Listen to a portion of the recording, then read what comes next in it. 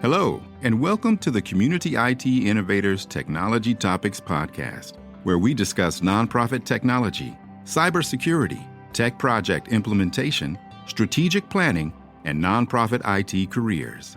Find us at communityit.com. So do you feel ready to go? I think so. Okay. Yeah, we'll make it up as we go along here. Welcome, everyone, to Community IT Innovators Technology Topics Podcast. My name is Carolyn Woodard, your host, and today I am happy to be talking to my friend and colleague, Jenny Huftalen, who is our Client Services Director. So, Jenny, do you want to introduce yourself? Yes. Hi. Thanks, Carolyn. Yep. I'm Jenny Huftalen, the Director of Client Services at Community IT. And yeah, really happy to be connecting with you today and talking about what I think is one of the more special components to our approach to managed services, our IT business management team. Exactly. So that's why I wanted to talk to you today is we have this position, this role that we have that nobody else has, and we named it. Nobody knows what the name is. So the IT business manager. Can you talk a little bit about what do they do? What are they? Yeah, what don't they do really is a better question. Yeah, it is a unique role, I think. I think it's probably industry-wide most commonly aligned with a vCIO or a virtual CIO, which you may hear of more regularly out in the sort of MSP landscape. But it's really a lot more, I think, VCI role you think of as being somebody who comes in at a very high level, often for a short period of time to identify big problems, tell you what to do about those problems, and then give you some recommendations, and you go from there. Whereas an IT business manager, and the business part of it is intentional. And management part of it, because they're really coming in to get in the trenches with our partners, to understand their operations, everything from those high level problems down to kind of some of the day-to-days that may really impact how people work, what factors sort of influence decision making. They really get in the weeds, and it has a huge impact on not only our relationships with our partners. They obviously are very skilled technicians themselves, and they have a background in IT, but they're really people, and they develop those critical relationships with our partners to understand, big factors that motivate decision making, budgetary issues or constraints, and work with our partners to kind of prioritize the things that we see as most critical, and then help them kind of slowly over time, in a lot of cases, improve their operations through small pieces of improvement. So yeah, it's a critical role in that sense, of course, in developing the relationship, but it also really helps the rest of our service teams deliver the support in a way that's very effective for our partners.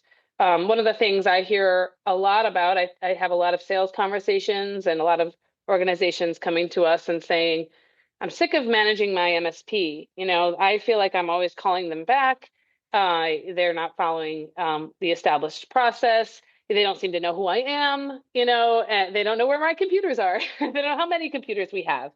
And absent a person really putting attention on those really critical things, that can happen. You have a help desk that's focused on solving problems day to day. You have, advanced engineers focusing on big problems.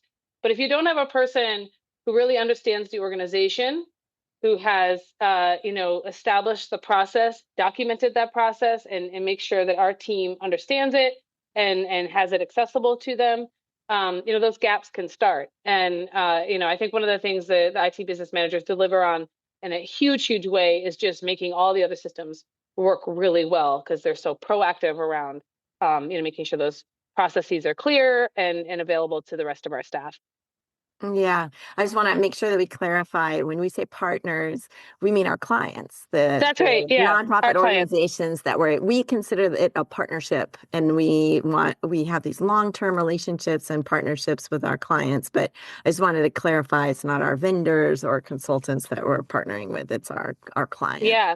Thank you Um, for clarifying that. And it is though also relevant to say, a part of what they do as well is assist with your vendor management, right? As our exactly. clients' vendors. And that is a huge headache for a lot of the clients we work with. And the vendors don't make it always super easy to navigate. And again, the IT business manager role is there to help be an expert around, what these vendors are translating, kind of what's happening with their licenses or what's happening around pricing and what kind of changes they're making that'll impact your organization. And so they really do a great job of, sort of understanding best of breed and having those partnerships that can sort of translate and communicate directly with the vendors so that you don't have to get caught up in that as well. Yeah, I always say in our webinars that it's our job to know the landscape, the IT landscape for nonprofits. And I think that is what the IT business manager, that's their job, their role. That's what they bring. One of the many things that they bring is, you might be wonderful at managing, operations at your organization, and you may be really good at managing the IT, what you need, but it's very rare to find somebody in a COO, or an executive director who knows like everything that's going on out there in IT land and Hmm. what companies are doing which companies have discounts for nonprofits, like what are reputable. I feel like 20 years ago or so, there were a lot of custom built nonprofit tools, like your fundraising tool or your database would be very custom built, or there would be a small company that just made this one thing, but they were the only one who could work on it. It's like buying a Hmm. foreign car and then you just can't, like nobody can can fix You're it. sort of stuck with it. Yeah, yeah. So we've really seen in the sector this move to, well-established, reputable IT companies where you're not going to be locked into there's only one consultant in the United States and they can charge you an arm and a leg. We Right. get people onto standardized systems where there's lots of consultants that can help you. We can be an MSP, but you're not like stuck with a very specific and that's something that the IT business managers are keeping an eye on. Right. And quality of the vendors too. Like, does this vendor get bought? Is their quality of customer service going down? And Hmm. like you said, trying to be that translator of what do you need? What's your business problem you're trying to solve? What do you need? And what is that IT tool going to do for you? Yeah, exactly. Just taking it down to the very basics. And a Hmm. lot of times when they come in, there's been some gap in effective operations. In some cases, they've grown significantly and they just have not had the ability and the time to focus on making sure IT is growing with them. And so they're lacking process and they're lacking documentation and, they're Onboarding, onboarding, offboarding. very Yeah. basics. Yeah, they don't know how many computers there are out there because they just were buying them and then the flip of that, when you consolidate and then you've got, don't even, again, know how many devices are out there, who has them, where to start. What licenses you're And paying for. Right. Yeah. And that is often where a lot of our IT business managers start with the new organizations is, what are you paying for now? What platforms are in operation? And, let's look at an invoice and see, and they can help guide around, well, these two things do the same thing. And again, we support nonprofit organizations that are chiefly focused on their mission. And in some cases, we find it gives rightfully a lot of their staff freedom to say, if you need a communication tool that's going to help you more effectively, work on grant making, then go out and get it, and you can do that, and that's great. But when you are in rapid growth mode, and there's 5 different communication systems out there, all of a sudden it can be problematic. Not only because of the cost of that, because of security issues, around it as well. So Yeah. they really get down to starting with very basics that can be the things that are the hardest for operations directors, and in some cases finance directors, and the people who have IT on their plate to have time for. Yeah.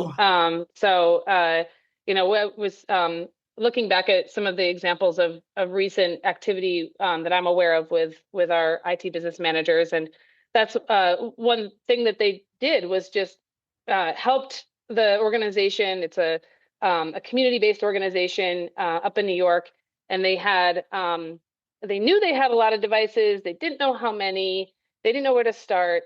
And so Tiff, the IT business manager in that case, helped develop a survey, just an easy survey to send out to staff to say, what do you have in your house, that may belong to Yeah. this organization?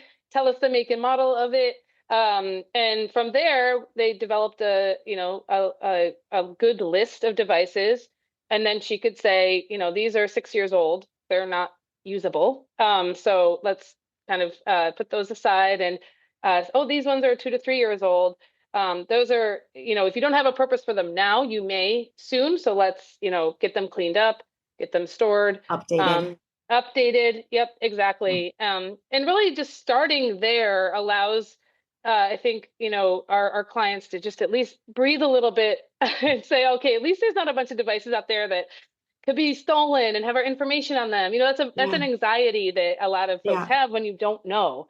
So we start with those basics and then build, from there, build on policy from there, build on, making sure that, people know what process to follow when we bring in a new computer from here. So, Yeah. it's very, bare bones. And then we aim to get things really just, working, efficiently, and again, making sure IT is kind of aligned with where operations are going.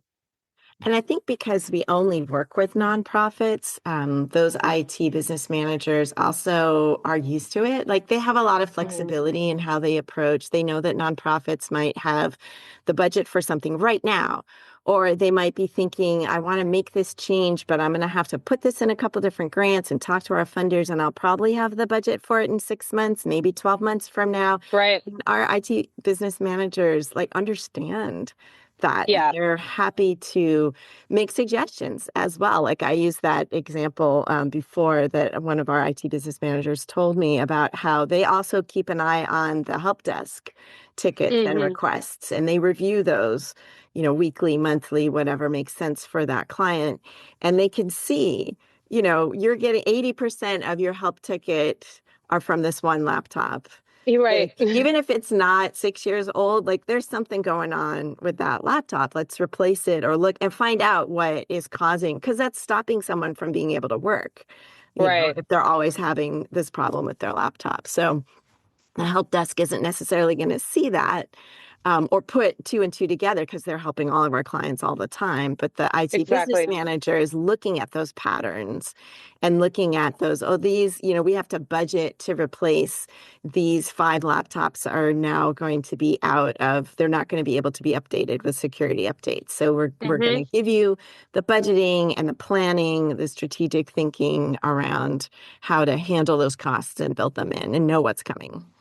Yeah, exactly. The sort of 30,000 foot view of Hmm. the situation. And I think that's another area that is a little bit distinguishes that role from, say, in some cases, maybe like an account manager or some kind of rep, who are often doing similar things in terms of talking to you, trying to understand where areas of the network that could use support, but they're also often encouraged or incented to sell something as well, and want to, in a lot of cases, that's maybe how they are, they're paid. They get some incentives around that. And that is, our IT business managers, again, are kind of in the trenches with our clients, and they're, looking for, how do we make this more efficient? And let's not kind of whack-a-mole the same thing over and over again if it's not serving the organization. Streamline it, strip it down, make sure that you're using your hard-earned nonprofit dollars toward toward solutions that are going to actually again enhance mission and not kind of drag things down. So that's and I think that just comes back to who community IT is as an organization. We are exclusively focused on nonprofits. We attract talent that are able to could support organizations in the for-profit sector and go after a different type of engagement. But they're really looking to see these missions be successful. And to do that always cost is primary concern in the nonprofit sector. And so they're, between their relationships and their understanding of how these things operate, they really have an eye toward identifying the most critical things that need to be addressed. And then, being creative in some cases about holding off on some of those other priorities that may need to wait until the next grant comes through. Yeah. And it is so hard to hire IT managers, IT directors. It is just very, very difficult. And that's when often we get clients that come to us as someone who had been managing IT for years leaves. And it's so, so hard to hire someone with those characteristics who has that IT and technical background, but also the business experience and can think strategically about what the real needs are of the organization and how to be creative and strategic. And so that's something that, like it's hard for us to find them too. But when we do, we have these just wonderful people that develop these long-term relationships with their clients. And I think that's another piece of it that really adds that value is over time, the IT business manager really gets to know the organization, the primary contact, their other contacts, the staff. They're looking at these patterns.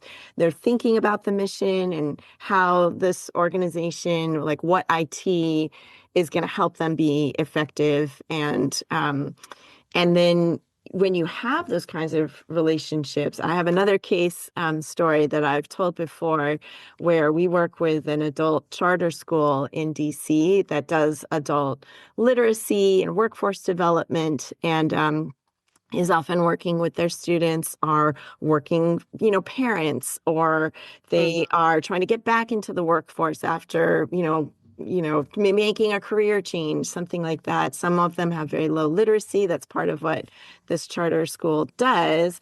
And so they had been working with their IT business manager around supporting students remotely, because in many cases, those students, if they're taking care of a family, it would be easier for them to take classes remotely. But that involves a lot of support. And that's something that this nonprofit does, right, is understand the students, where the students are coming from, and that if you have a low, like tech savviness, you can't just give someone a laptop. They're going to need support to be able to log in and find where their classes are and how they take them online and all of that kind of student support. So they've been working on this plan. I believe it was for like a 4-year plan of how we're going to support students remotely. And the pandemic came. And if everyone listening remembers, that was kind of the spring, like schools just closed and classes stopped and there wasn't even a final exam. You just passed. And so that charter school came to us and said, we're talking with our funder and we want to be able to do this by September. Like, can we get every student a laptop and be able to support them remotely so they can take remote classes this September, so they won't lose that time? They're working on these, associate's degrees. They're working on getting their GEDs in some cases. They're working on getting into the workforce. We don't want to just stop. And so, our IT business manager I don't think they could have done it without him because he had the Yeah. long-term relationship with them. They already had the plan. They had the strategic plan. They just needed to make it happen in 3 months instead of 3 years. Right. So Yep. their funder as well looked at this plan and looked at our connections and their connections and said, you've got everything you need to do this. We'll fund it. Let's do it. And so they Make it all worked happen. all summer. You talked to them. It was exhausting. Yes. Yes. I remember. Yep. And but they had all the people in place. And like you said, Right. they're people, that you can't go to a funder and say, "Oh, I'm gonna find these relationships." Exactly. Yeah. I'm going to take a risk on hoping, I find Maybe somebody that someone's helps out me there out who can here. help me. Yeah. Right, right. Yeah, it's so true. I had another organization reach out to me recently, just giving, feedback on what a great job the IT business manager was doing, and they referred to them as the bat phone. Uh-huh. It's just like any sort of question, problem, thought that came up, thing they saw in the news. Obviously, again, AI is the thing that are coming across these people's desk, and it's like what to do with this. And just they pick up and they call their IT business manager and they, talk through it and just having that peace of mind that again, it's that person is taking ownership of, they're making sure they're served in a Yeah. way that's, going to be meeting their needs and an awareness of all the little intangibles, and they really do have to be savvy in understanding, we're not, of course, there are organizational things that every organization needs, and then there are people at the end of the day that we're supporting, and people have personalities and different motivations, and they relate to each other in ways that affect how businesses are operated. And, I think our people are, again, very good at kind of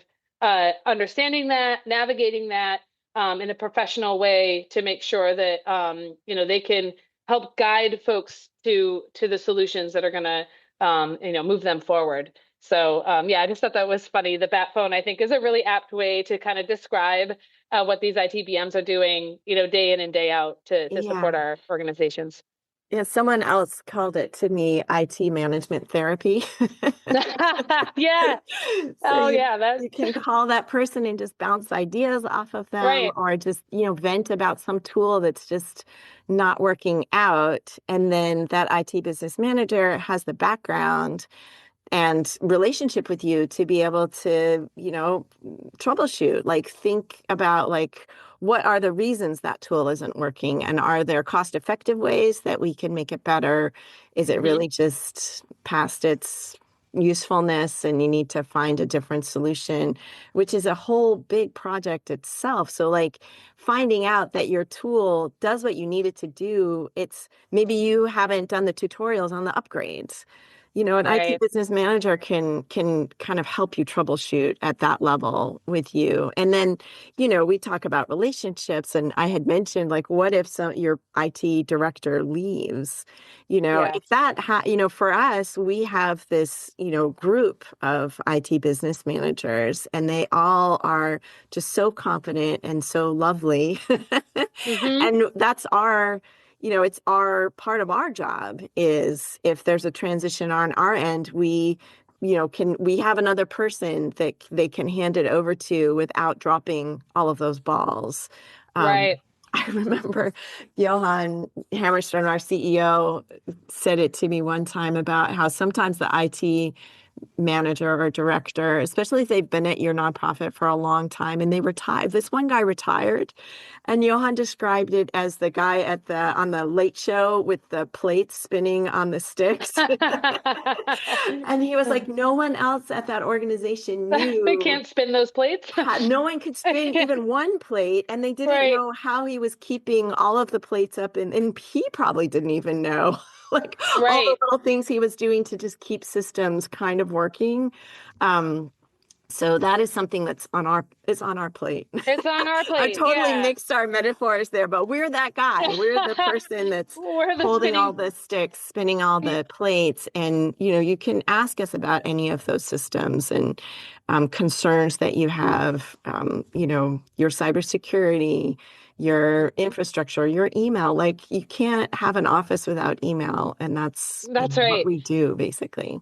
Yeah, absolutely. Yeah, I think it's a great point on the continuity plan because, like, yeah, organizations are going to have people come and go, and a lot of times, especially if you had a person who's doing it for a very long time, they're doing it their way, and that way works great for them. But a lot of you can't replicate a human, that's just not doable. So, having another external person with a set of kind of priorities and documenting those things, knowing kind of what you need to prioritize first and having that clearly defined, and establishing process around things that, again, everybody's guilty of this. You just do the thing and you're used to it and you do it your Yeah. way. I don't have time to sit down and write down, I You did have it this in your first and that. brain. Like, oh, I Exactly, got to it's up remember to do here. that thing. Yeah. Absolutely. And so to have, again, a person who's focused on making sure that those things are written down and that they're kept current because they Yeah. do change over time. And then when you do have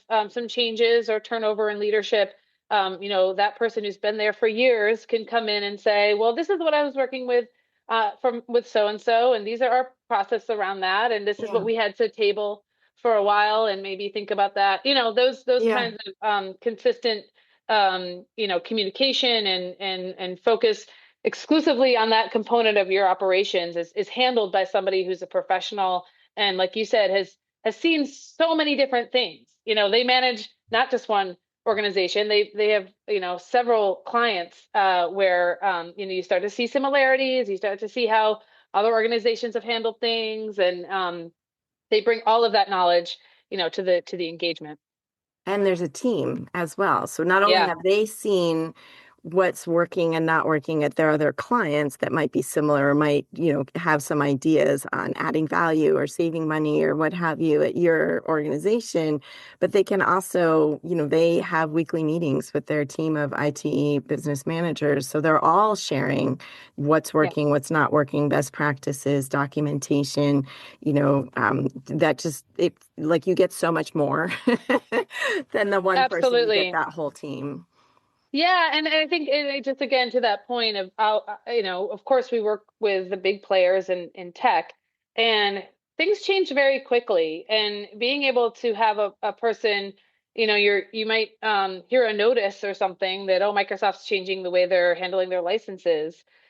Broadly, that information out there can be hard to understand what that means for you. And when we have those scenarios, we tend to have the IT business managers do the direct communication with their clients because it generally means different things for different organizations that have different licensing structure, have different budgets.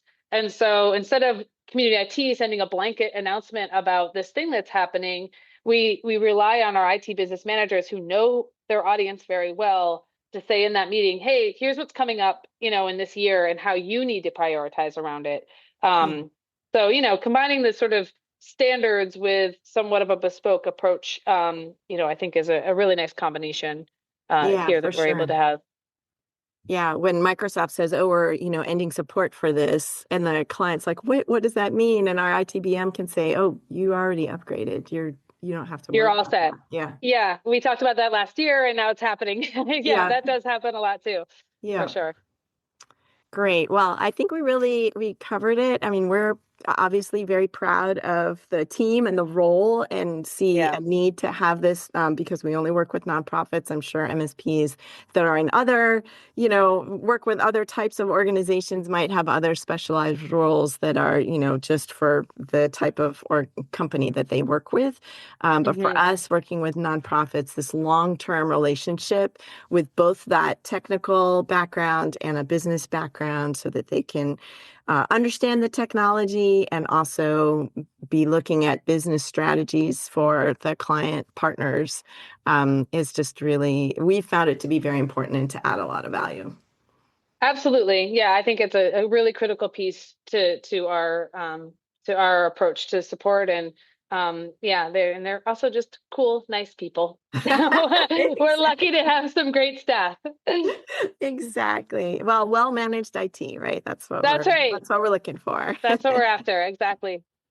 Well, thank you, Jenny, for sharing this time with me today and explaining more about this role. That was really very helpful. And I hope the audience also could think about if you don't have an MSP that has this, if in your own structure, you might want to make sure that you have somebody that is thinking about both the business aspects and the IT management aspects and pulling them together. And hopefully this gives you some ideas. All right. Thank you, Carolyn. Community IT does these free webinars and podcasts for our community, and we love sharing our knowledge and experience. If you have more questions or are having trouble with your IT at your nonprofit, please get in touch with us on our website, www.communityit.com, so we can start a conversation or schedule an assessment. Downloading any of our free resources there will get you signed up for our webinar reminders, and you can attend our next webinar in real time and ask our experts your own questions. If you love podcasts, please subscribe and leave us a rating to help others find this leadership resource for nonprofits.